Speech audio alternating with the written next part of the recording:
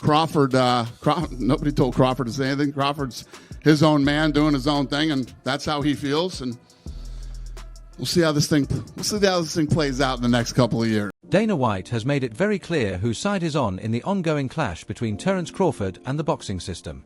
He shut down all the talk that Crawford's choice to avoid the $300,000 sanctioning fee was some kind of staged move pushed by the UFC. Dana said straight up that Crawford acted on his own and that his decision was real, not part of any plan. This isn't just an argument over a belt. It's a direct shot at how boxing has been run for years. After beating Canelo, Crawford refused to pay the WBC fee, realizing he was basically paying rent on his own legacy. The WBC responded by stripping him, creating a situation where the official champion isn't the top fighter anymore. Crawford fired back on Instagram, telling Mauricio Suleiman to keep the belt and calling the title nothing more than a trophy. He lowered the value of the whole system by pointing out that the respected Ring magazine belt costs nothing, proving he no longer needs the old titles to be seen as the best. And guess what? It's free! It's free! How you love that? $180,000 free. How much your belt cost? I wonder, how much your belt cost? Huh? I don't see no receipts on your belt. It's crazy. Y'all be having so much taxes on these belts. You got some nerves. It's crazy that you can sit up there and have all these belts. You know, you got the WBC silver, the WBA intern, the whatever belt y'all got, and you taxing these fighters every time they fight, and you claim that you for these fighters. You're not for these fighters. You probably worse than the promoters. But hey, I wish you the best. While boxing officials were scrambling, Dana White showed up at the UFC 323 post-fight press conference looking pleased. On December 6th, reporters brought up the situation right away. Rumors had been spreading for days saying Dana White and his partners at TKO were behind Crawford's pushback, telling him to challenge the system to shake up the sport. Turkey, I hope y'all get that done, man. I hope y'all get that done so we can all see, you know, people face like this guy, you know, go away from boxing because they ruin the sport with all these antics that they do. You know, they got they ranking systems when people be mandatories for years, like Benavidez. You know, they don't strip these fighters, but I give credit to the IBF. They stripped me. They ain't even give me time. They stripped me, pop me. Even though I wasn't, you know, coming back down the way, but you know, they handled their business. They did what they were supposed to do. The WBC, you ain't never see them strip no Canelo for no Benavidez. He was what, mandatory for like 2 years? It's crazy. But, you know, that's that favoritism shit. Dana didn't run from the topic, but he did clear up one key point. He said firmly that nobody told Crawford what to say. Crawford acted by himself and spoke his own mind. But if you listen closely, Dana wasn't upset about Crawford going against tradition. He supported it. He presented Crawford's reaction as a moment where everything became obvious. Dana has argued for years that boxing is broken, and now the #1 boxer is proving his point in front of the world. Dana's smile made it obvious. His UFC model doesn't have sanctioning fees, and he knows fighters are starting to notice that difference. Boxing starting to fall apart. You know, once there was so much money involved and it got so big, guys started ducking other guys. Then you got the sanctioning bodies in there. We think this guy's the champ. We think this guy's the champ. And then none of those guys would fight each other. That's when it all started to fall apart and break. This is where things get a bit more serious. In that same press conference, Dana made a sharp comment about the Ali Act, the law meant to protect boxers from unfair promoters. He called out today's boxing promoters and said they act like they love the Ali Act, even though they use the system to their advantage. He said he's sure many of them won't support the act once it stops helping. What did you think of the WBC stripping Terence Crawford of his belt? Listen, if you look at how this thing's playing out, and first of all, let me say this. I love that all these guys, all these boxing guys, love the Ali Act the way it is now. I want to see how many of them actually stay there and do that version of the Ali Act instead of the add-on that we're going to do. You know what I mean? You don't have to be a fucking rocket scientist to see what's going on with all these guys. They're all these guys that are crying the loudest are the fucking problems. They're the problem, every one of these guys. And, Crawford, nobody told Crawford to say anything. Crawford's his own man doing his own thing, and that's how he feels. And we'll see how this thing plays out in the next couple of years. Are you surprised by this frosty reception from the other boxing promoters? No, not at all. Not at all. But here's the thing that's great for fighters is that. So what was he getting at? Dana is pointing out that the same people who talk about fighter rights are the ones taking money from fighters through fees, commissions, and other charges. He's showing that the current boxing structure doesn't protect fighters. It drains them. By supporting Crawford's refusal to pay, Dana is exposing how backward the system is. Everyone gets a cut before the fighter gets his. Dana warned that once the business changes, these old promoters will run as soon as the Ali Act stops filling their pockets. That they have options, you know? All these promoters are saying the Ali Act is perfect and this is the way it should be. I want to see them all stay in it. I want every one of them to stay in the Ali Act as it is now for the next however many years. I fucking guarantee you they won't. We also need to talk about Zuffa boxing. Crawford isn't locked into a long-term deal with Zuffa, but his fight with Canelo was promoted under that banner with the help of Turki Alalshik. This ties Crawford to a new wave of boxing that has huge money and no interest in keeping old traditions alive. People behind the scenes think this situation is a pressure test. If the biggest star refuses to pay the fee and loses nothing in fan support or earnings, then the sanctioning groups lose control. If Zuffa and TKO can make massive events without the WBC belt or their approval, then the WBC loses its purpose. Dana isn't just backing Crawford. He's watching a rival business model fall apart. He didn't need to tell Crawford what to do because the new environment gives fighters confidence that they don't need these organizations to succeed.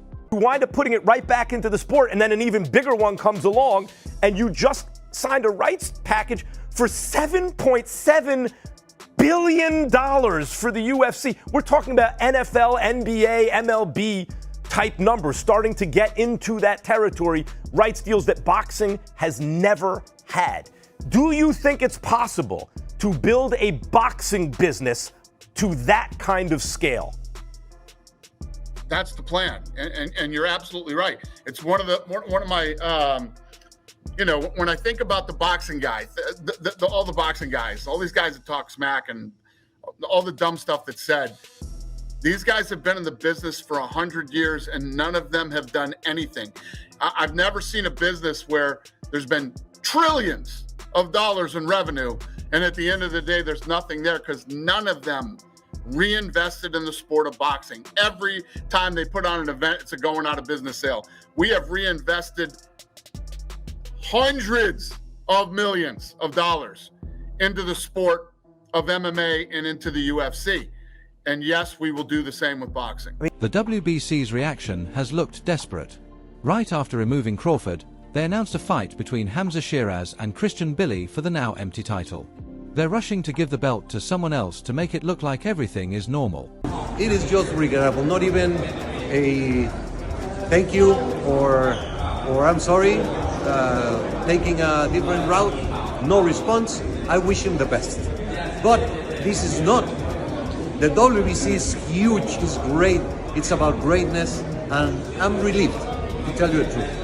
So yeah, you got it over with and you immediately came back with a solution, which is going to be a fight for the vacant title. Hamza Shiraz against Christian and Billy, who we just saw on the Canelo Crawford undercard in that great fight against Lester Martinez.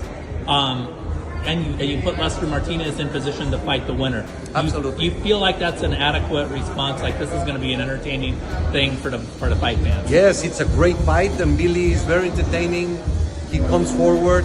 Hamza Shiraz just had the best fight of his career, knocking out Berlanga dramatically in New York. Yeah.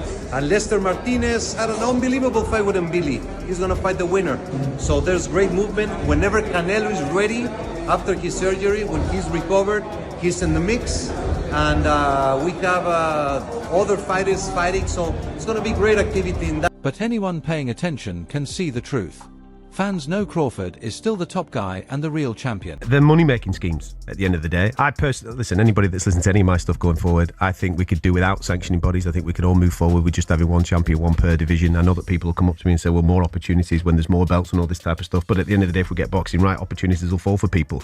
If the WBC played along with their own rules all the time, to the letter, I would probably sit here and have a different opinion. But they don't. They make things up as they go along. For example, the Conor Benn scenario, right? He failed a drug test as per the clean boxing program, which is run by the WBC. The WBC provide Ben with an alternative reason to the one that he gave them, because the one that he gave, if it is true, would open up the WBC to litigation of every single fighter that has ever failed a test and served the ban under the clean boxing program. Conor Benn told them that there was a flaw in the testing process. They said that that's nonsense, so therefore they provided him the excuse of eating too many eggs. Conor Benn never came up with that excuse. That was a WBC reasoning. Also, we've seen this week alone the WBC £140 champion Subriel Matias. He's failed a drug test. Instead of cancelling an upcoming fight with Dalton Smith, which is coming up in January, he's been allowed to continue because the WBC don't operate strict liability.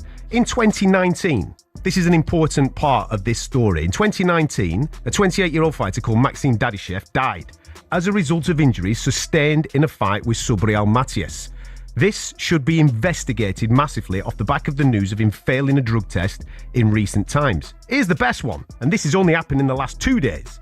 Across social media, from Reddit to Twitter, almost everyone is siding with Crawford. People are calling the fee unfair and unnecessary. By quickly naming a new champion who hasn't beaten Crawford, the WBC has turned their title into something that looks like a consolation prize. They're trying to move forward, but in doing so, they've exposed how little influence they have when a major star refuses to play along. You told me that 20 years ago at Il Molino, I would think, yeah, but what has this guy done that he thinks he can do that in boxing? But now the track record says, yes, he can do it. You have institutional knowledge of how to do it, and then partnered with Turki Al-Sheikh and Nick Khan, by the way. What I think unites all three of you is you love boxing. Like, all three of you guys love boxing. And is that what brought you guys together? Like, I think of boxing for so long, the power brokers a lot of times didn't even like the sport. Is that the unifying thing here? Yeah, and everybody hated each other in boxing too. Yeah, it's almost like this was meant to happen. I've been talking about it, saying, you know, I'm kicking the tires, I'm looking at it, timing is everything. And then the way that this whole thing came together, it literally reminds me of every other thing that's happened to me in my life. It's like this was the time and the place and the right people to make this happen. So right now, we are watching a major shift in combat sports. For years, holding the belt meant everything. Fighters would cut weight dangerously and sign bad deals for a chance to win one. But Terence Crawford just showed that it's the fighter who gives value to the belt. So I do think the organizations, the sanctioning bodies have to be a sort of necessary evil, but deals have to come to the table when you're talking about this kind of money, because like Crawford said, he's the one risking his life, he's the one taking the punches. The Ring Magazine title is free, it's the one you don't have to pay for, but it also has no power. There's no fights that are ever enforced by the Ring title. You know, you can't, the Ring, that was always my problem with the Ring title, when even in the days when HBO used to push it and stop mentioning sanctioning bodies by name and all, there was a push in the boxing media. That's why if you notice that era of fighters in the Mayweather era, there wasn't a lot of undisputed champions. It was because the fad of the day, because that's what boxing is. It's just the latest fad. That's what they go by. Today it's just cool. Tomorrow something else is cool. Back then it was uncool to go for the sanctioning body, so you didn't see a lot of undisputed champions at that time. Now the sanctioning bodies have become cool again, so you see more fighters unifying and looking to create undisputed titles. At that time, I remember HBO, ESPN, even with Friday Night Fights, they wouldn't mention the sanctioning bodies by name. They would just go by the Ring Magazine title. And my problem was the Ring Magazine title had no power. You know, it was cool to have, but you could never enforce a 1 and 2 first fight. There was no way to enforce it. And what's worse is they wouldn't strip they'd never strip if the main guy at the top never fought the number one or number two guys, you know. So or if he wanted to take a year off and not defend the title at all, they wouldn't strip him. So I think the ring title also is problematic, even if it's free, you know. So like I said, I think there's got to be a middle ground where, you know, people have to know how to meet in the middle, and sometimes egos get in the way, and sometimes greed gets in the way. Well, If Crawford keeps packing arenas and pulling big pay-per-view numbers without the WBC belt on his shoulder, it creates a huge problem for the organizations. Other fighters will start asking why they're paying thousands or percentages for something that doesn't matter. Dana White is fully aware of this. That's why he's smiling. He's watching the old boxing structure collapse over a fee, while he gets ready to benefit from the fallout. Crawford has spoken, and for once, the sanctioning bodies are the ones feeling the pressure. That's it for today's video. If you liked it, make sure to hit like, subscribe, and turn on notifications so you don't miss the next one. And share your thoughts in the comments. Stay tuned for more and see you in the next video.